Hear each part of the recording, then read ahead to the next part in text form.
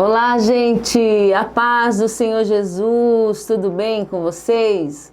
Estamos aqui para mais uma aula, graças a Deus, esse momento maravilhoso, precioso que o Senhor preparou para nós. Estamos estudando a matéria Introdução Bíblica, ou também conhecido como Bibliologia. Um tema muito maravilhoso, uma abertura do nosso seminário. E eu acredito que será uma aula muito proveitosa para nós aprendermos mais um pouquinho da palavra gloriosa do nosso Deus. Então vamos orar? Vamos falar com o Senhor em nome de Jesus? Pai querido, nós queremos te agradecer, Senhor, por esse momento muito precioso, Pai. Esse momento, Senhor, preparado por Ti, que o Teu doce Espírito nos guie, que seja feita toda a Tua vontade, todo o Teu querer, Senhor. Em nome de Jesus, possamos ser submissos à Tua voz, obedientes, fiéis, Pai. No nome de Jesus, Deus, muito obrigada por nos escolher, muito obrigada por nos amar primeiro, Senhor. Obrigada, Deus, por cuidar de cada um de nós. Fala conosco, Pai. Nos direciona mais uma vez, Senhor, hoje e sempre. Querido Deus, oramos e te agradecemos em o nome do Senhor Jesus Cristo. Amém. Glórias a Deus. Louvado seja o nome do Senhor Jesus. Nossa 8ª aula hoje, né? Então, assim, estamos caminhando aí para o final dessa matéria.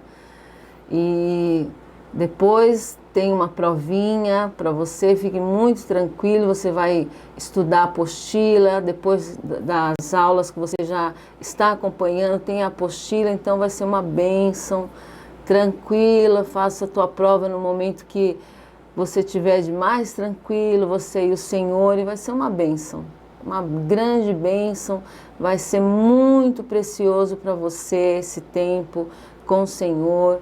Você pode ter certeza disso. Gente, não é em vão, é muito maravilhoso. Não desista, não desista. Esse é o nosso tempo, esse é o momento que o Senhor tem preparado para nós e a igreja vai avançar, em nome de Jesus. A sua palavra não passará, na palavra do nosso Deus jamais passará, né?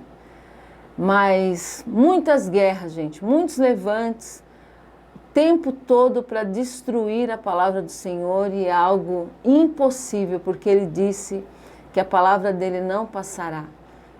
E nós vamos acompanhar aqui no estudo de hoje algumas dessas guerras, dessas perseguições, desses levantes e as imensas e poderosas e grandiosas vitórias da palavra de Deus, que por isso chegou até nós. Por isso nós estamos aqui estudando essa palavra gloriosa e poderosa, que tem chegado a mim, a você e a tantas nações, né?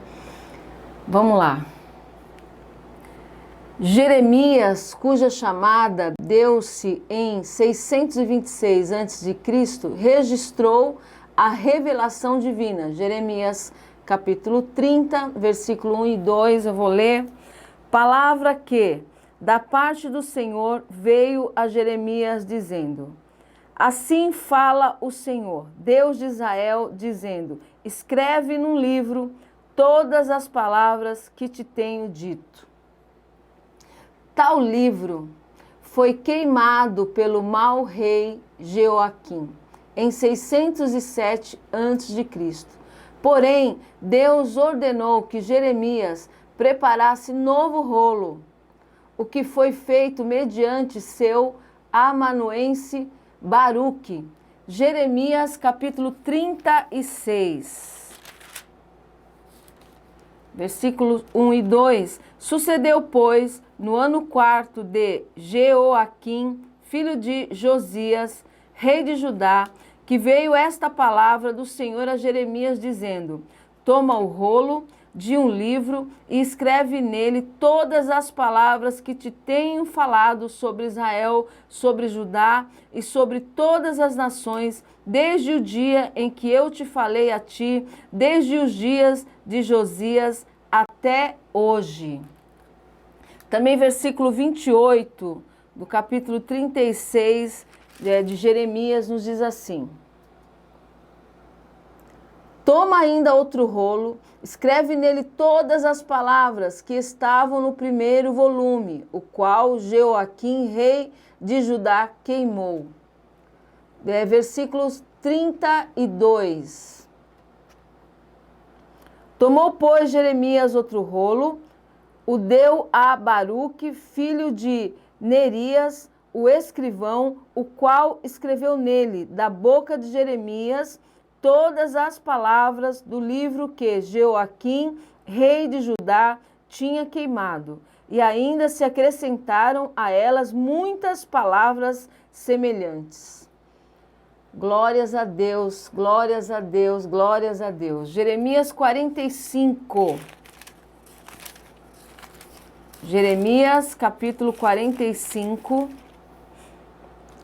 Palavra que falou Jeremias, o profeta, a Baruque, filho de Nerias, escrevendo ele aquelas palavras no livro da boca de Jeremias, no ano 4 de Jeoaquim, filho de Josias, rei de Judá, dizendo: Assim diz o Senhor, Deus de Israel, acerca de ti, ó Baruque.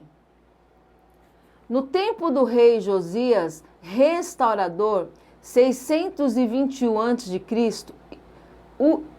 Ilquias achou o livro da lei, segundo Reis, capítulo 22, livro de segundo Reis, capítulo 22.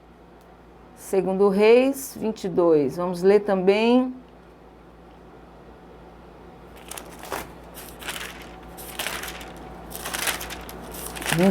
Segundo Reis 22, versículo 8.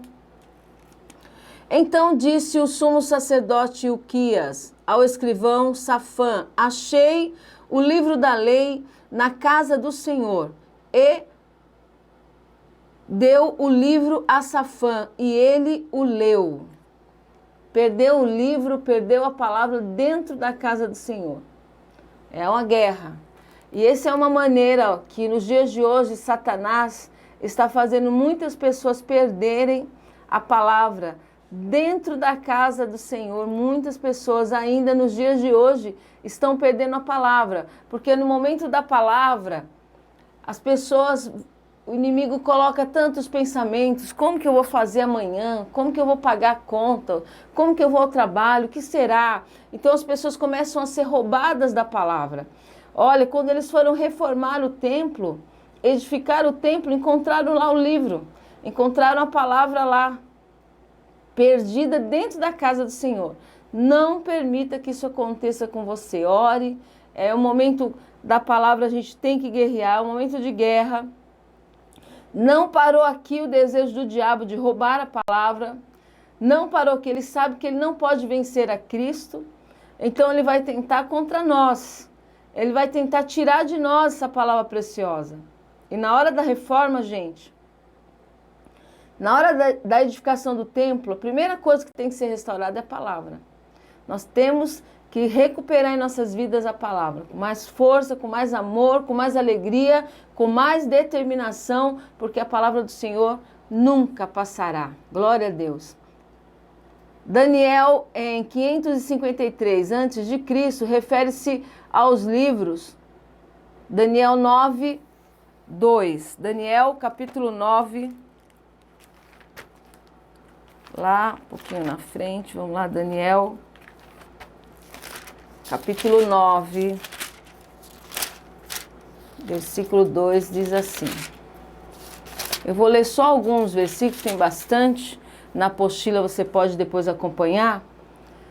No ano primeiro do seu reinado, eu, Daniel, entendi pelos livros que o número de anos de que falou o Senhor ao profeta Jeremias, em que haviam de acabar as assolações de Jerusalém, eram de 70 anos. Foi pela palavra que Daniel foi tão profundamente abençoado por Deus, recebendo do Senhor poderosas revelações, né? Você está esperando aí poderosas revelações. Daniel foi poderosamente abençoado através da leitura. Quando ele foi ler aquilo que o Senhor tinha deixado escrito através da vida do profeta Jeremias, ele ficou impactado.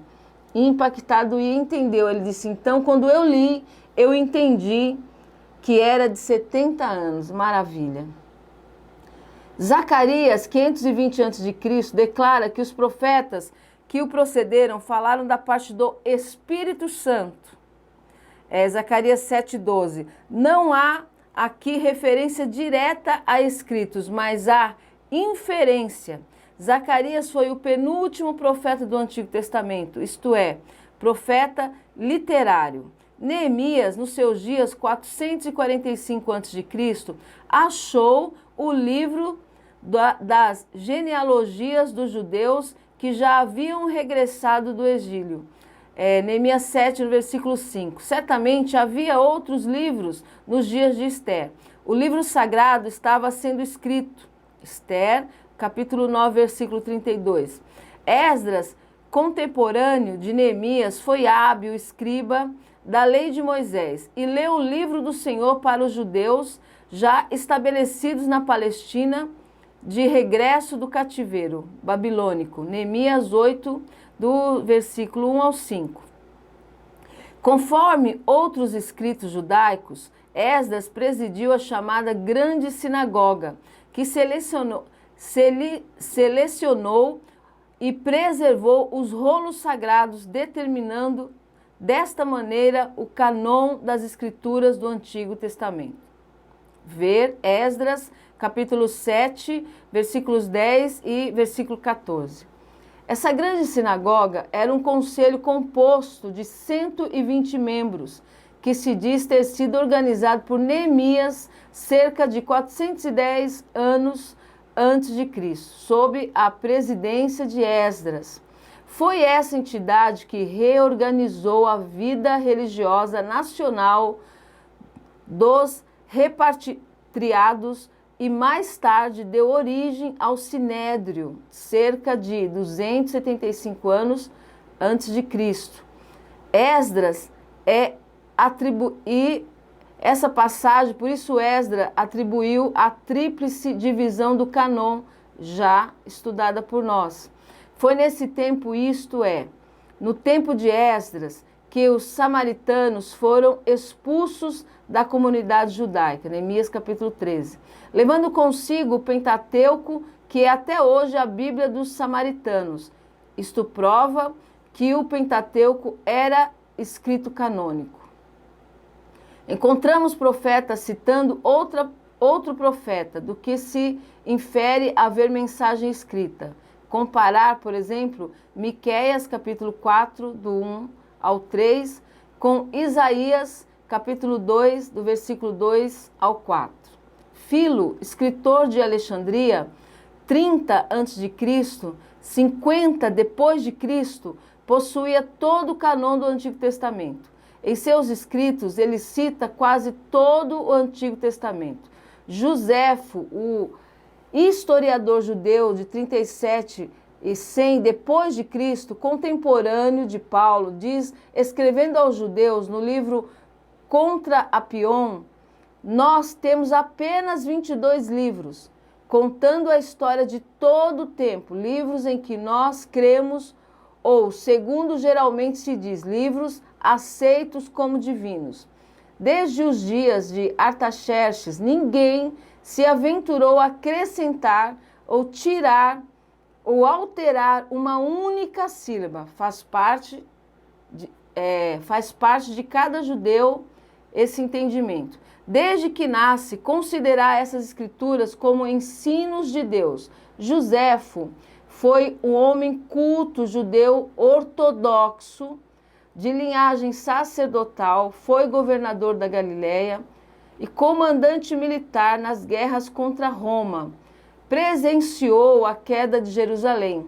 Foi levado a Roma, onde se dedicou a escritos literários. Ora, o Artaxerxes, que ele menciona, é o chamado Longimano, que reinou de 465 a 424 antes de Cristo. Isto coincide com o tempo de Esdras e confirma as declarações de outras peças literárias judaica que ensinam ter Esdras presidido a grande sinagoga que selecionou e preservou os rolos sagrados para a posteridade. Joséfo conta os livros do Antigo Testamento como 22, porque considera Juízes e Rute como um livro. Jeremias e Lamentações também, isto para coincidir com o número de letras do alfabeto hebraico, que são 22. Nos dias do Senhor esse livro chamava-se Escrituras, que está escrito em Mateus, capítulo 26, versículo 54, Lucas 24, 27 e versículo 45, e João, capítulo 5, versículo 39, com as suas 3 conhecidas divisões que a gente já estudou: Lei, Profetas e Salmos. Lucas 24, 44. Era também chamado a Palavra de Deus. Marcos, capítulo 7. Como eu disse, não vou ler todos, porque são muitas passagens, mas algumas a gente vai ler e as outras vocês vão estudar. Marcos, capítulo 7, versículo 13, nos diz assim: invalidando assim a palavra de Deus pela vossa tradição que vós ordenastes, e muitas coisas fazeis semelhantes a estas. Era conhecida e muito conhecida até hoje como Palavras de Deus, né? Sagradas Escrituras, também conhecido como Palavras de Deus. Também em João 10, 34 e 35. Este título aplicado pelo próprio Senhor Jesus. Outro fato notável é a citação feita por Jesus em Mateus 23, versículo 35. Mateus, capítulos 23, versículo 35.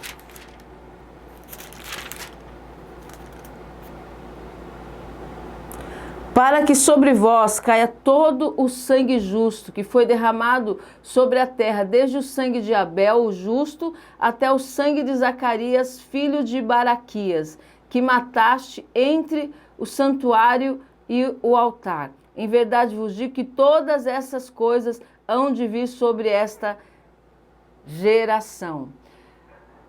Glórias a Deus. Os escritores do Novo Testamento reconhecem como canônicos os livros do Antigo Testamento, pois este é a miúdo citado naquele, havendo cerca de 300 referências diretas e indiretas. Os escritores do Novo Testamento referem-se ao canon do Antigo Testamento como sendo oráculos divinos. Compare Romanos capítulo 3, versículo 2, 2 Timóteo 3, 16, Hebreus 5, 12. Cremos que, começando por Moisés, a proporção que os livros iam sendo escritos eram postos no tabernáculo, junto ao grupo de livros sagrados. Esdras, como já dissemos, após a volta do cativeiro, reuniu os diversos livros e os colocou em ordem. Como coleção completa destes originais, eram feitas cópias para as sinagogas, largamente disseminadas. Data do reconhecimento e fixação do canon do Antigo Testamento. Em 90 d.C., em Jâmina, perto da moderna Jope, em Israel, os rabinos, no concílio sob a presidência de Joanan ben Zakkai, não sei se eu pronunciei certo, mas esse nome é tão complicado que eu acho que mais fácil a gente falar em línguas, mas você vai entender lendo. Reconheceram e fixaram o canon do Antigo Testamento. Houve muitos debates acerca da aprovação de certos livros, especialmente dos escritos. Note-se, porém, que o trabalho desse concílio foi apenas ratificar aquilo que já era aceito por todos os judeus através dos séculos. Então, gente, praticamente a gente leu, né? Somente leu Mas é uma história aqui que é necessária para quem ama estudar a palavra de Deus saber. Como é que você acredita, como é que você sabe que a palavra chegou até aqui? Quais foram os caminhos, né? Quem foram as pessoas que Deus usou para conservar essa palavra? Quem foram as pessoas que o Espírito Santo usou para chegar até nós a palavra? E quem você pensa que o Espírito Santo vai usar para chegar a outras gerações essa palavra? Essa palavra nunca vai parar de ser... de viver em guerra. Satanás nunca vai permitir que facilmente essa palavra seja pregada. Então, muitas vezes você passa por provas, por guerras, por lutas aí, porque decidiu anunciar o reino de Deus. Mas eu vou te dizer, a pior guerra é quando a gente diz não para Deus. É você que Deus vai usar para continuar anunciando a palavra que o diabo quer queimar, que o diabo quer que as pessoas percam dentro da igreja, que Satanás quer que as pessoas se preocupem com todos os outros segmentos da sua vida, menos com essa palavra. Porém, gente, se a gente se calar, as pedras clamarão. Essa palavra não vai passar. Essa palavra, ela é poderosíssima, ela é maravilhosíssima, é aceita, é respeitada e é digna de toda aceitação. Então, nós não podemos lutar contra isso, contra esse chamado. O pior momento da vida de uma pessoa escolhida por Deus é quando ela decide falar não para Deus, para o seu chamado. Essa palavra, gente, ela é poderosa. Essa palavra, ela é magnífica. Ninguém pode ir contra a palavra de Deus. E eu vou dizer, ninguém pode dizer não para Deus. Não adianta, não adianta. Jonas tentou... E ele não foi muito bem sucedido, né? Assim como nós não podemos dizer não para Deus, porque querendo nós ou não, querendo o inferno ou não, querendo Satanás ou não, querendo a família ou não, Deus escolheu você e o Senhor vai usar você. E o diabo pensa que a palavra não vai chegar na tua casa, na tua família, na minha, e vai chegar muito além. Então se disponha. Tudo isso que esses homens passaram, tudo isso que aconteceu com a palavra de Deus, isso mostra para nós a grandeza dessa palavra. Isso mostra para nós o quanto nosso Deus é poderoso, o quanto nosso Deus é grandioso. E aquela palavra que Ele liberou para a sua vida, essa palavra poderosa que o Senhor liberou para a sua vida, não adianta que ninguém vai roubar. Não adianta que ninguém vai paralisar a palavra do Senhor. Essa palavra é muito poderosa, é muito linda, é muito maravilhosa. Então abra teu coração. Abra teu coração para dizer sim ao teu chamado. Para dizer, Senhor, eis-me aqui. Eu também quero anunciar essa palavra. Eu também quero falar, Senhor, a tua palavra. Comece dentro da tua casa. Comece falando para os teus filhos. Nós precisamos guardar a palavra no nosso coração. Nós precisamos ter essa palavra viva, eficaz e poderosa em nossas vidas todos os dias, em todos os momentos. A guerra continua, gente. Não parou aqui. Mas ninguém vence a palavra de Deus. Em Cristo Jesus nós somos mais que vencedores. Não pense que o inimigo parou. Não, ele está tentando. Em muitos lugares ainda não pode ser pregada a palavra. Em muitos lugares as pessoas não têm alcance da palavra de Deus. Agora nós temos esse privilégio maravilhoso de termos a palavra do Senhor e de anunciarmos a palavra do Senhor. Diga para ele, Senhor, eis-me aqui. Eu quero fazer a tua vontade. Continuando aqui, como no Antigo Testamento, homens inspirados por Deus escreveram aos poucos os livros que compõem o cânon do Novo Testamento. Sua formação levou apenas 2 gerações, quase 100 anos. Em 100 anos depois de Cristo, todos os livros do Novo Testamento estavam escritos. Olha que bênção. O que demorou foi o reconhecimento canônico. Isto motivado pelo cuidado, escrúpulo das igrejas de então, que exigiam provas concludentes da inspiração divina de cada um desses livros. Outra coisa que motivou a demora na canonização foi o surgimento de escritos heréticos espúrios com pretensão de autoridade apostólica. Olha aí o inimigo querendo colocar heresias na palavra de Deus. E, gente, mudou? Mudou ou a gente ainda vive isso? A gente ainda vive isso. O inimigo quer colocar heresias. Nós precisamos estar prontos a dizer não. A dizer não. Em nome do Senhor Jesus. Trata-se dos livros apócrifos do Novo Testamento, fato idêntico ao acontecido nos tempos do encerramento do cânon do Antigo Testamento. É assim, ele não para, ele quer colocar suas heresias, suas sujeiras naquilo que é santo, só que a palavra de Deus ele não pode tocar. A ordem dos 27 livros do Novo Testamento, da forma que temos atualmente em nossas Bíblias, vem da Vulgata. As epístolas de Paulo foram os primeiros escritos do Novo Testamento, são 13, de Romanos a Filemon.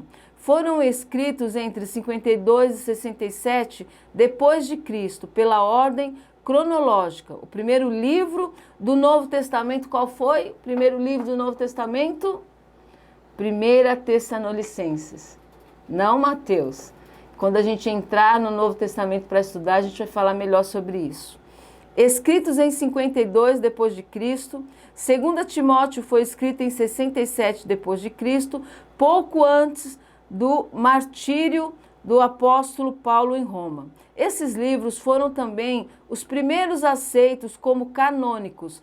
Pedro chama os escritos de Paulo de escrituras, título aplicado somente à palavra inspirada de Deus. 2 Pedro, capítulo 3, versículos 15 e 16. Os Atos dos Apóstolos, escritos em 63 depois de Cristo, no fim dos 2 anos da primeira prisão de Paulo em Roma, Atos, capítulo 28, versículo 30, os evangelhos, estes, a princípio foram propagados oralmente. Não havia perigo de enganos e esquecimento, porque era o Espírito Santo que lembrava tudo. E ele é infalível. João 14, 26. Os sinóticos foram escritos entre 60 a 65 depois de Cristo. Marcos em 65.